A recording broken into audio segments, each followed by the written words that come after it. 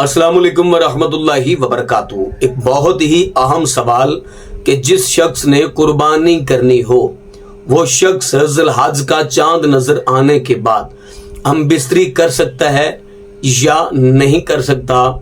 जिस शख्स ने कुर्बानी करनी हो वो शख्स माह ज़िलहज शरीफ का चांद नजर आने के बाद यकम ज़िलहज से लेकर 10 ज़िलहज तक हम बिस्तरी कर सकता है या नहीं कर सकता, इसके बारे में हुक्म किया है।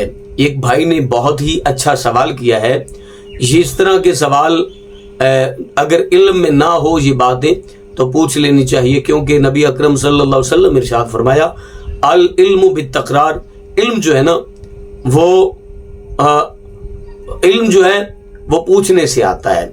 अगर कोई मसला आपके ज़हन में नहीं है तो उसमें सवाल करने में आपको शर्मिंदगी नहीं होनी चाहिए, आपको शर्मशारी नहीं होनी चाहिए, बल्कि वो सवाल करना चाहिए ताकि इल्म में इजाफा हो सके। तो इस भाई ने बहुत अच्छा सवाल किया है।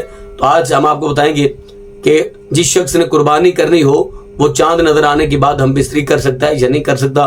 उससे पहले गुजारिश है कि अगर आपने अभी तक मेरा चैनल सब्सक्राइब नहीं किया तो मेरे इस चैनल को करें सब्सक्राइब और बेल आइकन को दबा लें, ताकि इस तरह की लेटेस्ट और नई से नई वीडियोस आप तक बआसानी और बर वक्त पहुंच सके।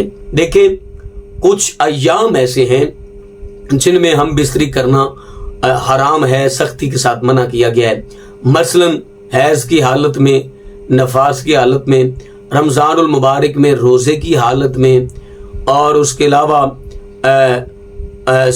हज के एहराम वगैरह बांधा हो तो उस हालत में। इनके अलावा जो है वो शरीयत मुताहरा ने कतई तौर पर भी किसी किस्म की पाबंदी अहद नहीं की।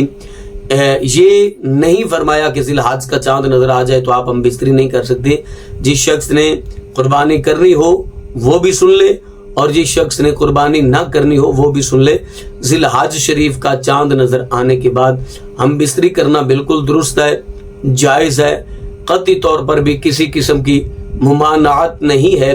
कुछ लोग समझते हैं कि ज़िलहज शरीफ का चांद नजर आ जाए, जिस तरह बाल नहीं कटवाने चाहिए, नाखून नहीं कटवाने चाहिए, या गैर ज़रूरी बाल साफ नहीं करने चाहिए, उस तरीके से हम बिस्तरी भी नहीं करनी चाहिए। हालांकि ऐसा नहीं है।